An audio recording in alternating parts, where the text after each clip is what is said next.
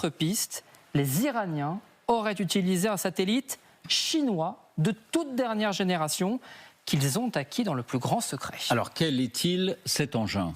Eh bien le voici, il s'appelle le TI-01B. Il a été mis en orbite il y a près de 2 ans par Pékin. C'est l'un des satellites les plus précis du monde, capable de photographier n'importe quel objet de 50 cm sur le sol avec une netteté parfaite. Alors officiellement, il est destiné à être utilisé à des fins purement civiles, pour l'agriculture, la surveillance des océans ou encore des ressources naturelles, selon l'entreprise chinoise qui l'a produit, proche du Parti communiste.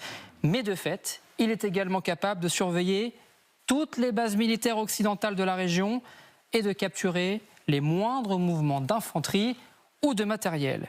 Et c'est pour cela que les gardiens de la Révolution ont déboursé l'an dernier 36 millions de dollars pour acquérir le contrôle total de l'appareil, c'est-à-dire le piloter et de prendre n'importe quelle cible en photo à n'importe quel moment. Et quand on voit le résultat, on mesure le grand bond en avant qu'il leur a procuré. Sur cette première image, vous allez le voir, on voit la résolution d'une photo prise avec leur précédent satellite, 100% iranien, le Nour 3, précision 5 mètres au sol. On distingue des avions sur une base aérienne, mais impossible de savoir quel modèle et à qui ils appartiennent.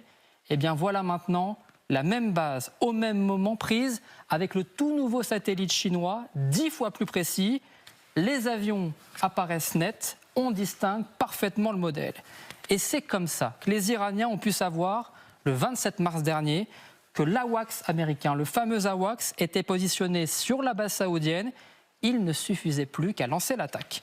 Selon le Financial Times, le satellite est ainsi devenu l'œil de Téhéran dans cette guerre, avec des clichés de tous les mouvements militaires sur les bases de Jordanie, au Bahreïn, au Koweït, en Irak et même à Djibouti en Afrique.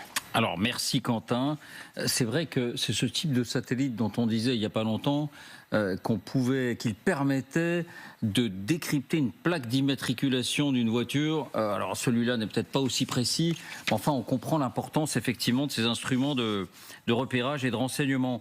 D'un mot, n'avait-on pas eu des informations aussi sur d'autres matériels militaires livrés par la Chine à l'Iran ? Oui, on vous en avait parlé avant-hier sur ce plateau. La Chine a vraisemblablement envoyé ces dernières semaines des centaines de systèmes de missiles anti-aériens à l'Iran pour faire sa guerre, notamment les fameux Manpad comme ici, qui sont tirés à l'épaule. Ce serait notamment avec cette arme que les Iraniens auraient réussi à abattre un F-15 américain il y a 10 jours.